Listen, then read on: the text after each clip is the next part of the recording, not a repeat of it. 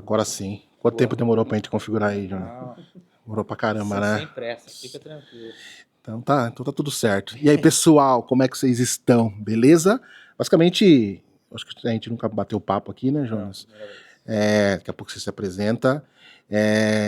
O último vídeo que eu coloquei foi o vídeo no carro, né? Tô até devendo para colocar mais vídeos no carro, carona com o Eduardo Amaral. E hoje a gente tá aqui na Microsoft, bater um papinho. Na verdade, a gente tá aqui para um treinamento, né? Daqui a pouco você vai falar um pouquinho disso daí, Jonas. Um treinamento de App na Day e Power Automate na Day. E hoje a ideia é a gente falar um pouquinho de governança, bater todo esse papo super descontraído. A gente não vai cortar nada, tudo que rolar aqui, a gente sem cortes e no puro mesmo, né? Sem edição. Sem edição nenhuma. E aí, Jonas, para quem não me conhece, eu sou o Eduardo Amaral. Tô aqui com o Jonas. Jonas vai se apresentar, falar o que você faz, de onde você veio. A gente tá na Microsoft, já falei, Microsoft em São Paulo. E é isso aí, vou deixar o microfone um pouquinho com você, se apresenta pra gente bater aquele papo da hora. Tô com o Gustavo também, Gustavo vai se apresentar. Gustavo nunca apareceu comigo, não vou gravar não. Não, vai gravar sim, pô, é legal pra caramba, bater papo e a galera saber um pouquinho. Mas é isso aí, Jonas. E aí? Boa, pessoal, prazer falar com vocês aí. O Edu, né, o Gustavo são parceiros aí. A gente, volta e meia, a gente está discutindo bastante sobre N temas. Um deles é o conceito, né, a discussão sobre System Development, a discussão sobre o uso de soluções low-code para escalar jornadas digitais. Bom, sou o Jonas, sou gerente de tecnologia, olho para soluções digitais, atuo aqui numa multinacional dentro do Brasil. Também tenho atuações aí em outras frentes, né? Sou presidente no Conselho Fiscal do PMI Paraná, né? Organização voltada para a gestão de projetos. E aqui acho que a discussão vai ser muito, né? Citizen Development, vai ser muita discussão de low code, o quanto que a gente tem de oportunidade de democratizar a criação de aplicações e soluções. E a partir disso, não menos importante, a gente discutir a importância da governança, né, em cima disso, tá? Então, tô aqui para bater um papo, como o Edu disse, sem filtro. Vou colocar uma visão aí de quem tem essa ambição de escalar, mas obviamente sem perder nenhum tipo de controle, né? Avançar de forma madura. Show de Beleza? bola. E aí, Gu, quer falar um pouquinho? Quem é você? O que você faz? Pela primeira vez, né?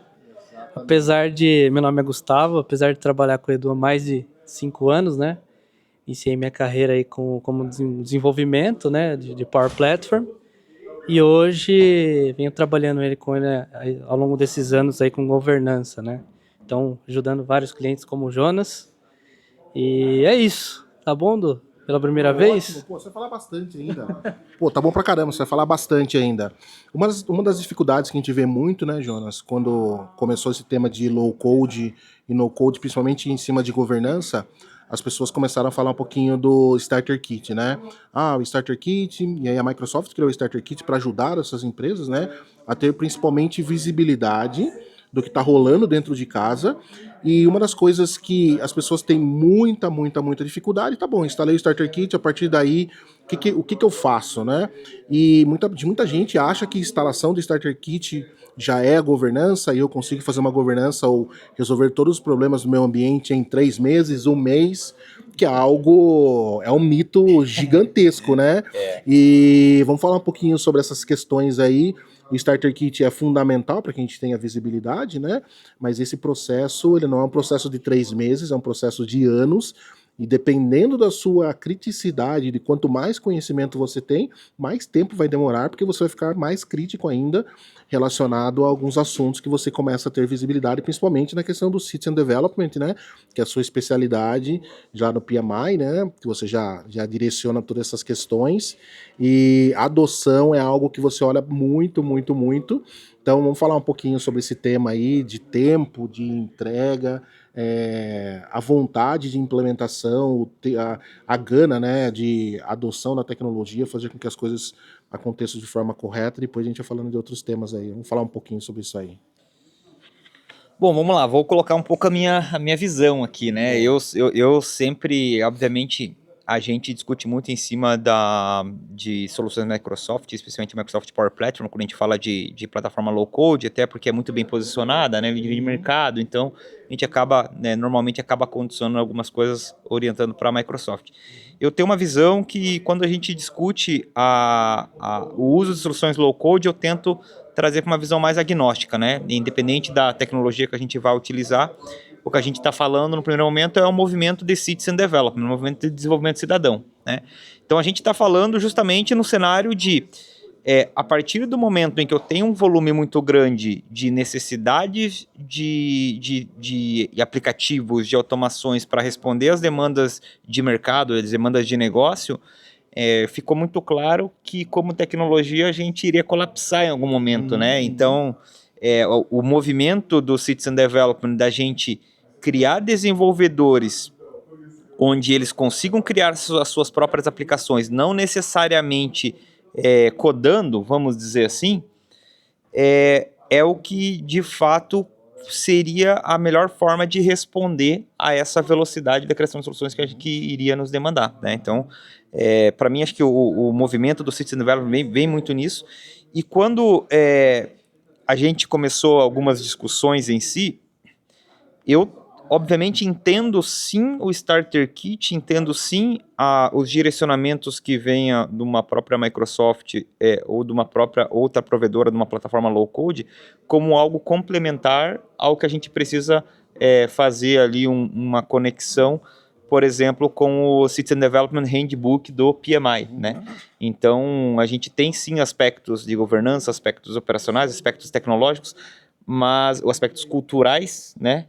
Eu sempre falo isso, né? A parte mais importante de uma jornada digital são as pessoas. Então, o pessoal acaba negligenciando a parte cultural, a parte de formação, adoção, e é onde que falha. Então, de forma geral, é isso. Eu tenho uma discussão muito em cima, não tanto em cima da tecnologia, mas em cima do movimento, né? Então, acho que aí a gente vai fazendo um bate-bola aqui e a gente consegue ir tirando algumas dúvidas aí e clareando essa visão. E uma dessas questões é a questão da velocidade, né? Todas essas questões que você falou, né, do Citizen Development, das questões também do COE, dependendo da ferramenta, ou esse entendimento da ferramenta dependendo da solução, né, dependendo do vendor ali, ou Microsoft ou outra empresa e tal. Mas falando um pouquinho de tempo, você já faz quanto tempo você está fazendo a governança aí lá na empresa? E como é que foi o início? Como é que está sendo agora? Você enxerga que a governança sua vai acabar tipo daqui 6 meses? Como é que é todas essas questões aí para você? Eu acho que a provocação, ela é uma provocação em que a gente está falando de mais ou menos 3 anos, né, digamos assim, de um amadurecimento maior na governança. A gente, mais uma vez, não existe você colocar uma governança em cima do movimento Citizen Development ou de soluções low-code em 3 meses, isso esquece. Você pode ter uma visão do que está acontecendo, mas colocar a governança, organizar a casa em 3 meses, assim, você não consegue, né? Essa parte de evangelização, como eu disse, é a parte que gasta uma energia muito grande. A governança, ela não tem fim, né? Eu não falo eu falo assim, você não vai criar um projeto de governança, né? Então, o projeto, sim, ele tem começo, meio e fim, né? A governança, você vai startar, sim, uma organização e depois manter aqui a casa organizada que é o desafio, né? Se fosse só, não, implementei a governança e acabou o projeto, vou fazer outra coisa, é a parte mais fácil, né? E aí, como é que você mantém isso organizado, né? Hoje a gente já está com um cenário muito maduro do ponto de vista de KPIs, a gente está com um cenário muito maduro do ponto de vista de automações, para manter o ambiente limpo, adequado e correto. A gente tem iniciativas culturais, né, tanto de capacitação quanto a parte de comunicação em si. Então, essa jornada, Edu, ela é muito... Eu não diria pesada, porque ela é até gratificante, né, quando a gente constrói assim, mas ela não é simples, né? Então, assim, a gente minimizar a simplificação, né, a organização dessa jornada é um fator de erro, né? Então, eu particularmente, a experiência que eu tenho hoje é que ela é muito gratificante, é legal você empoderar as pessoas, né? mas isso dá trabalho, né? E esse trabalho ele tem que ficar claro para quem for se jogar nessa jornada aí, né? A gente falou que era sem filtro, eu tô indo sem filtro, tá? E Então, não adianta ser aventureiro, porque as coisas a aventura não rola ali, né? não, assim, uma vez que você queira expandir, né, o uso, democratizar o uso, e você simplesmente se jogar nessa jornada, tende a dar errado, Sim. né? Tende a dar errado, né? Tende a, inclusive, trazer riscos que você não precisava correr, né? Então, acho que de forma macro mesmo, a jornada ela acaba passando por todas essas etapas que a gente está comentando aqui. Um dos pontos legais que a gente estava falando, né? Que a gente está até discutindo bastante a questão da AI, né? Então, o Copilot Studio dentro da Power Platform, trazendo um empoderamento ainda maior para as áreas de negócios, para criar os seus agentes. E quando vem essa necessidade ou essa chamada, vamos falar que é uma chamada das áreas de negócio, a gente tem que se preparar na questão da governança, né? A gente estava até discutindo um pouquinho sobre isso um pouco mais cedo, né? Na questão de evangelização dessas pessoas que vão utilizar os agentes dentro da empresa. Não é simplesmente, vem aqui, cria os agentes e vamos que vamos, né? Tem muita coisa envolvida, que é adoção, que é capacitar essas pessoas no conceito desses agentes. Então vamos falar um pouquinho sobre esses desafios, que são desafios que acho que está borbulhando aí na panela de todo mundo, e a gente tem que resolver tudo isso, né? E aí a governança é um dos principais caminhos, ou o principal caminho, para que tudo seja implementado de forma correta, né? Eu falei bastante coisa aqui, mas e aí, qual que é a sua opinião sobre isso? Deixar alguém falar depois também, né? Tá, vamos passar para o Gustavo aqui, que ele tem bastante coisa para contribuir, né? Quando a gente olha aí, né, a questão dos agentes, eu acho que é algo que está todo mundo pensando, né? Acho que está todo mundo tentando encontrar o melhor caminho para que isso seja incorporado no dia a dia da organização. E quando a gente fala ainda mais da criação de agentes, vamos entrar para um conceito aí do uso de uma solução mais low code, né? Vamos pensar como é o próprio Copilot Studio, o desafio é maior ainda, né? Tudo isso ele vai passar diretamente pelo cenário, mais uma vez, de governança. Então, o fato de você ter dentro do ambiente uma boa gestão, uma boa DLP aplicada, uma governança bem definida e bem comunicada para as áreas, essa proximidade, né, com quem tem esse apetite de criar seus próprios agentes, sempre numa discussão assim de conseguir corresponder à velocidade com que as coisas precisam caminhar, mas, por outro lado, sempre protegendo, né, o ambiente, sempre protegendo, obviamente, principalmente os dados da empresa. Então, assim, é uma jornada desafiadora, né? A gente tem discutido bastante isso, acho que todo mundo está pautando esse tema no momento, e a gente tende a, sim, avançar muito dessa forma, sempre prezando para, quando for possível descentralizar, democratizar, a gente vai priorizar a democratização. Então, eu acho que é mais ou menos nesse caminho que a gente tende a seguir. Acho que é nesse caminho que acho que a maioria dos times que estão trabalhando com isso devem caminhar também. Beleza? Passar para o Gustavo aqui agora. Hugo, fala um pouquinho. Hugo, fala um pouquinho do... Como é que tá? Tudo bem? A gente tá no meio da Microsoft, um monte de gente passando, vocês estão vendo aqui atrás, né? A gente passa um pessoal conhecido, a gente cumprimenta, mas sem cortes, né, Jonas? A gente combinou isso, sem cortes nenhum.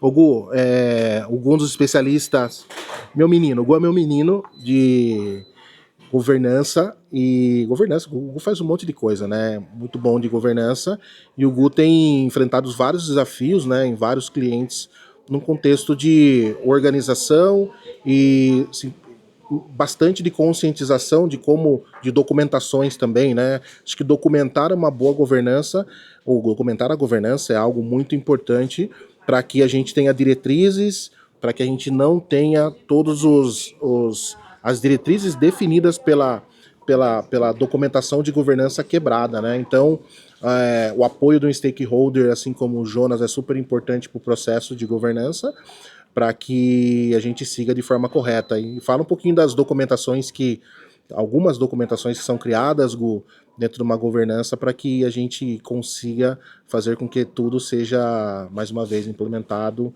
com segurança, com clareza, comunicação, né? Comunicação numa governança é super importante. Fala um pouquinho desses documentos aí que são possíveis na criação de uma governança ou que são essenciais na criação de uma governança aí, tá?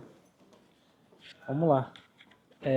Acho que primeiro de tudo, né, em todas as empresas que a gente chega, a questão principal, né, é ter o patrocinador do projeto, né, que eu ter uma política que tenha força, né, porque a gente já teve casos que não, essa aplicação não vai passar por nenhuma documentação vindo de top-down e o gestor não está alinhado, né?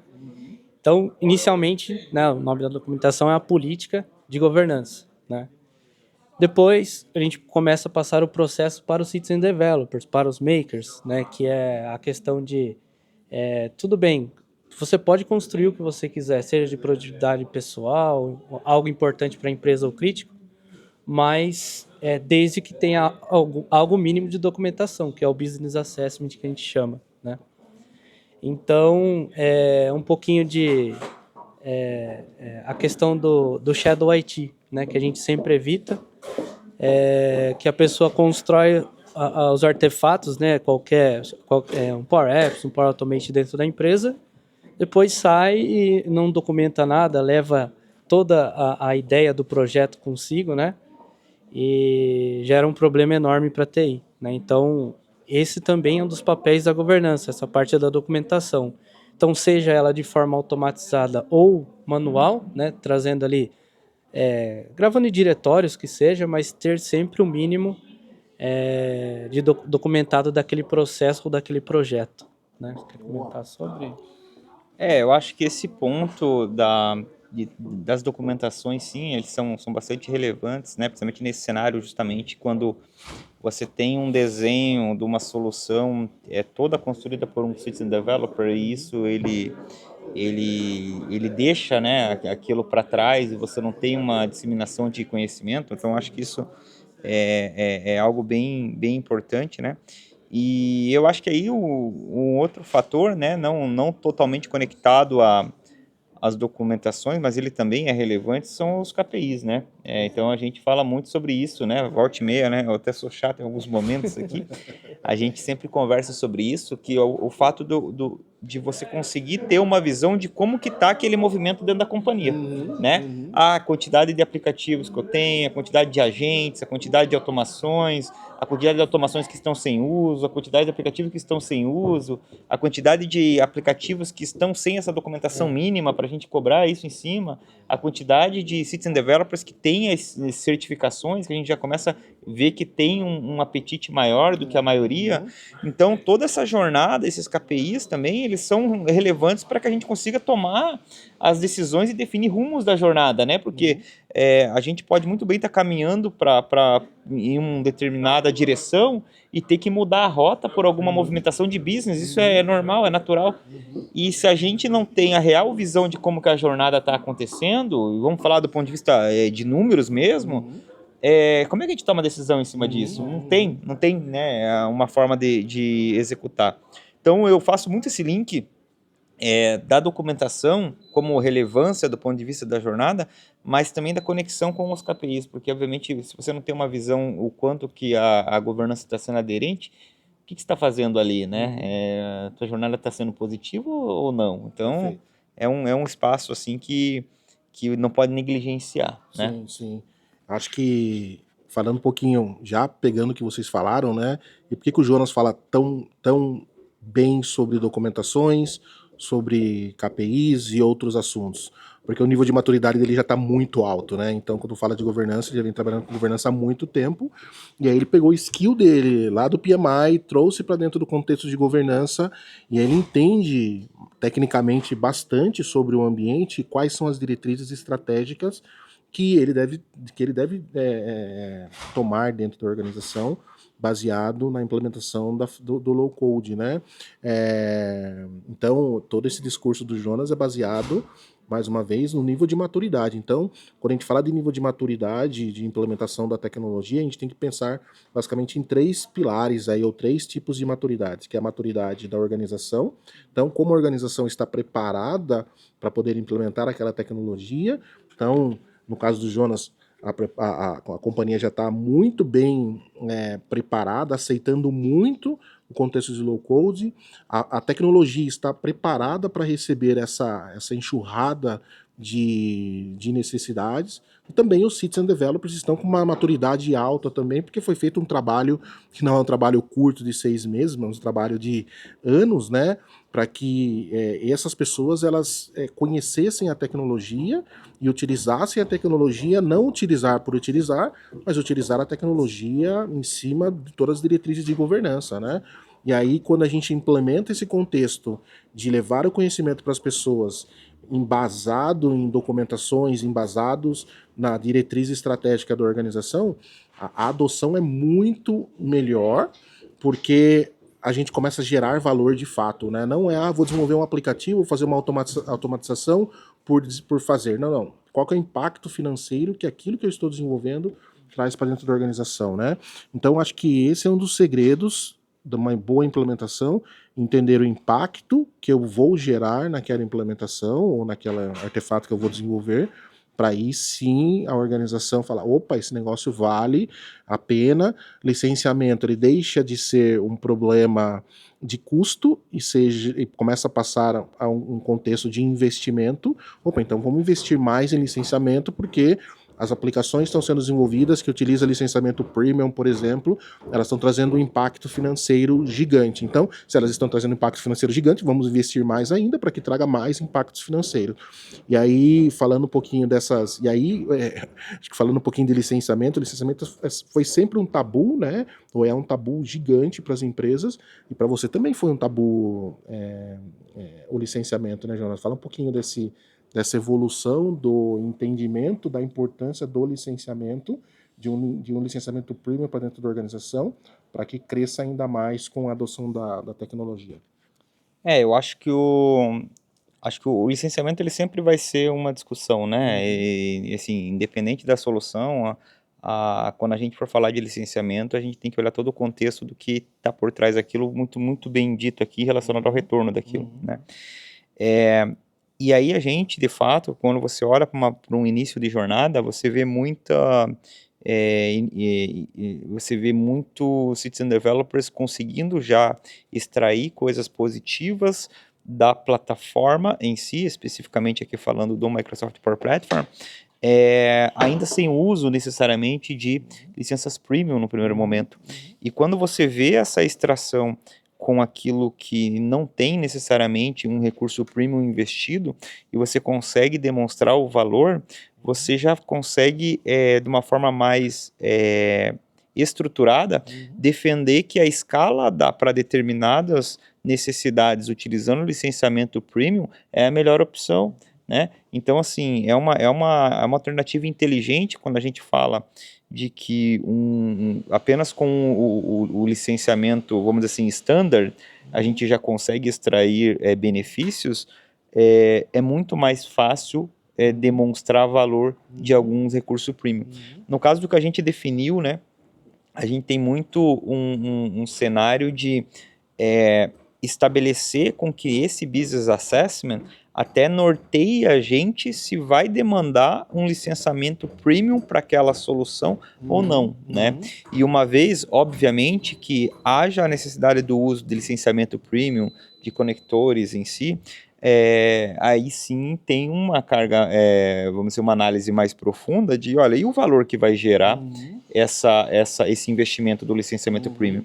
Então é nesse contexto que aí a gente acaba tendo essa atuação, até para justamente, mais uma vez, né, não travar, dar a velocidade que precisa, mas no final das contas, né, ela tem que fechar, né? E aí é onde que a gente, do ponto de vista de governança, consegue fazer essa maior defesa em si, de ampliar as possibilidades do uso da plataforma com esse licenciamento premium. Né? Boa. Tem outro tema aqui que já vou puxar o Gu, e aí o Gu, depois Jonas. Sempre quando a gente fala de de organização do ambiente, vamos para o técnico um pouquinho, né? Sempre quando a gente fala organização do ambiente, acho que um dos principais ofensores que as pessoas sentem, né, dentro da plataforma é o ambiente default, né? Então, a primeira coisa que a gente faz é instalamos o Starter Kit e aí identificamos que tem um monte de soluções, aplicações dentro do ambiente default, e aí começa a gerar o caos, né? Como vamos resolver todas essas questões aí? E aí existem várias estratégias para poder fazer com que aquele o ambiente default, ele passe por uma sanitização, ele passe por uma organização, e aí a gente começa a jogar as aplicações ou importar as aplicações para outro tipo de ambiente. O Google vai falar um pouquinho de alternativas que devem ser feitas, organização, como deve ser organizado, e depois você vem, Jonas, falando um pouquinho aí como que você organizou esse ambiente, complementando um pouco o que o Google vai falar. Então, Google, como que algumas alternativas para poder fazer com que as pessoas não criem soluções dentro do ambiente default. E é claro, a Microsoft trouxe o Environment Routing, já puxando aqui, né? Environment Routing, para criar os ambientes de forma automática e as pessoas teriam o ambiente de teste dela e o ambiente de desenvolvimento ali, né? Mas, de cara, o que dá para ser feito aí, Gu, de forma tranquila e depois um pouco mais complexa? Depois o Jonas pega isso daí. Mais técnico, né? Não, pode ser mais tranquilo mesmo, Tá bom. Uma coisa rápida, a organização, tal, de ambiente. Tá. Só pra entrar no técnico.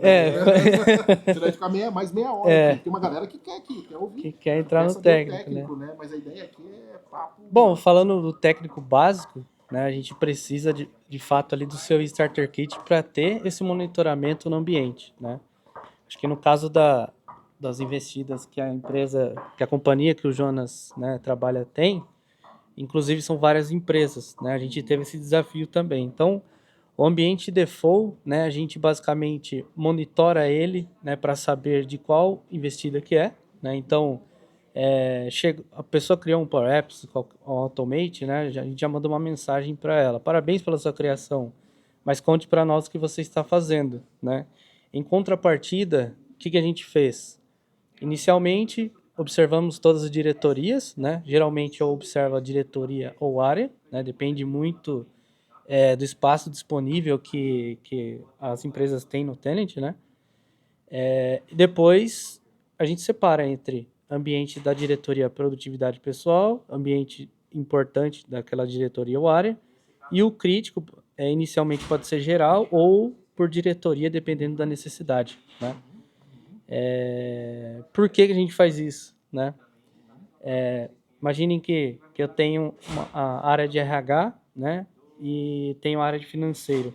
Eu deixo liberado, por exemplo, o conector do X, né? Ou seja, a gente pode correr o risco, né? Da área financeira utilizar esse conector e ter algum vazamento de dado, né? Então, é muito importante fazer essa separação, né? Para ter esse controle, controlar as melhores práticas de desenvolvimento também, né? E acho que é isso, Jonas. Modo geral. Eu acho que é justamente isso, né? O ambiente default, ele de fato tem que evitar, né? Eu acho que ali você pode até utilizar o ambiente default mais para experimentação, alguma coisa, mas que até tenha um determinado tempo de ciclo de vida do que for criado ali dentro, né? E aí igual vocês comentaram, tem N formas, né, de você organizar esse ambiente, seja segregando ele por diretoria, seja segregando simplesmente em questões de dev, QA e produção, por exemplo. Então, a gente, e particularmente a forma com que eu vejo, né, a melhor organização, isso, mais uma vez, né, tem várias formas, né, a forma com que o Jonas vê, né, é justamente uma segregação, às vezes, ali por uma estrutura, talvez, de diretoria, onde você consiga facilmente, além de ter essa segregação, essa segregação relacionada às funcionalidades, né, aos dados que vão ser utilizados em cada diretoria, mas também você consegue ter uma questão até eventualmente de custo financeiro, né?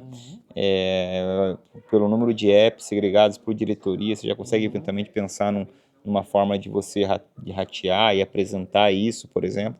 Então, assim, existem N formas, né? Mas essa organização eu acho que tem que acontecer. Eu acho que o que tem que se evitar, né, é trabalhar com um ambiente default só, né?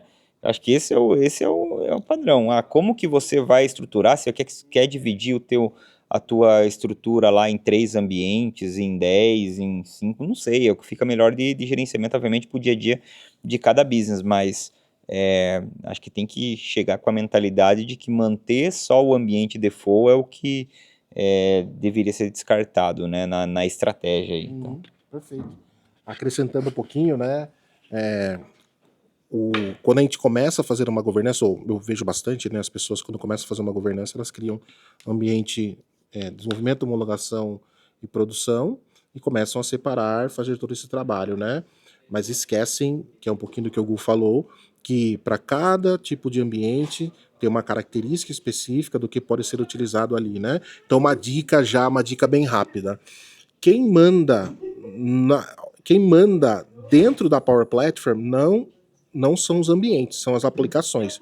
Primeira coisa que vocês precisam identificar, a característica daquela aplicação. Perfeito, identifiquei. O próximo passo é verificar se eu tenho um ambiente que consiga suportar aquela aplicação. Se não tiver um ambiente, por exemplo, com Twitter liberado, com conexão com SAP liberada, eu analiso o impacto que aquela aplicação pode ter para outras aplicações dentro do mesmo ambiente. Se não tiver impacto nenhum, coloco ali dentro. Se tiver impacto, crio um ambiente novo somente para aquela aplicação, com a característica específica, a nomenclatura, definido por departamento, diretoria, depende da sua hierarquia aí, organizacional, mas, mais uma vez, quem manda dentro da Power Platform não são os ambientes, são as aplicações, tá?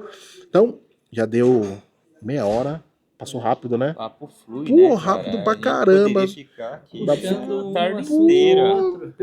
A gente fala pra caramba, né? Papo Se a gente for flui. colocar toda a nossa estratégia O aqui, né? problema é quando o problema é quando você gosta do tema, né? Por exemplo, se for um tema difícil, aí ok, beleza, você vai ali 10 minutinhos, 15 minutinhos e termina. Mas quando você gosta do tema, você consegue puxar por horas e horas, né? A gente nem entrou no detalhe de muita coisa, né? Não entramos no detalhe de ações, não entramos no detalhe, né, de questões mais de dados, não entramos no detalhe de comunicação, de como conduzir essa jornada mais cultural, que eu acho que é aí que está o grande desafio. Daria para fazer um episódio só de cultura, cara. Fazer vários episódios. Entendeu? Então, né, Hugo, o que você acha? Fazer Um muitos episódio só de episódios. cultura, Dá porque pra falar mais meia hora aí. né, porque eu simplesmente, assim, eu falo que toda a parte técnica, arquitetura, governança, ali, tudo relevante, mas a parte cultural é onde vai pegar, né? Então, uma hora, e quem sabe, né, Edu? Vamos fazer online presencial. E seguinte, esse vídeo vai sair no YouTube, vai sair no LinkedIn, vai sair no Instagram, vai ser um monte de lugar. E eu vou marcar o Jonas nessas redes. E quiser chamar o Jonas para bater um papo, quiser me chamar também para bater um papo, estamos aqui para falar muito sobre esse tema. A gente ama falar sobre governança, né? Falar sobre cultura, falar sobre citizen development, falar sobre um monte de coisa. Eles nos chamem. Jonas, obrigado pelo papo, foi da hora pra caramba, né? Disposição. E recadinho final pra galera aí, depois o Gu, recadinho final, e é isso. Não, acho que o recado final aí aproveitem a jornada é interessante, né? Eu acho que não pode ser algo pesado porque a gente vai conduzir, então tem que curtir ao longo dessa jornada. Eu acho que a democratização da criação de soluções, ela é um caminho sem volta, isso tem que acontecer, né? Eu acho que não tem outra forma de você manter o ritmo que o mundo de hoje está precisando, né? E aí sempre com responsabilidade, né? Então, assim, sempre com responsabilidade. Para os citizen developers, eu deixo o seguinte recado, né? Vocês são extremamente importantes para a jornada, importantes para escalar vamos dizer assim, essa digitalização, vamos pensar, e também são importantes para manter, obviamente, a jornada de uma forma estável, né? Então, sempre olhem para a governança não como algo ruim, né? mas como algo necessário para que essa democratização seja realizada, beleza? Democratizar sem governança tem que estar fora de Não cogitação. rola, né? Não rola de jeito nenhum. Passar pro Gu aqui. Pô, eu não gostei pela primeira vez, né? Gostei muito do E papo. aí, foi legal? No background a gente fala muito disso, né? Não apareço tanto, né? Mas nas atuações eu trabalho muito junto com o Edu. E é isso, Du. Da Que- hora. Primeiro de muito. Primeiro de muitos. Eu falei pro Gugu, vamos gravar no carro. Não, pô. Agora ele já viu que é fácil gravar. Esse pô. conhece, né? Conhece pra caramba. Gustavo Conhece. conhece. Meu menino. Então, vamos bater bastante papo. Obrigado mais uma vez, Jonas. E pessoal, fiquem ligados, muita coisa vão sair por aí. Tem bastante vídeo. Tem alguns vídeos gravados, eu vou soltar. E é isso aí, Jonas. Mais uma vez, brigadão. Até Boa. mais, pessoal. Até mais.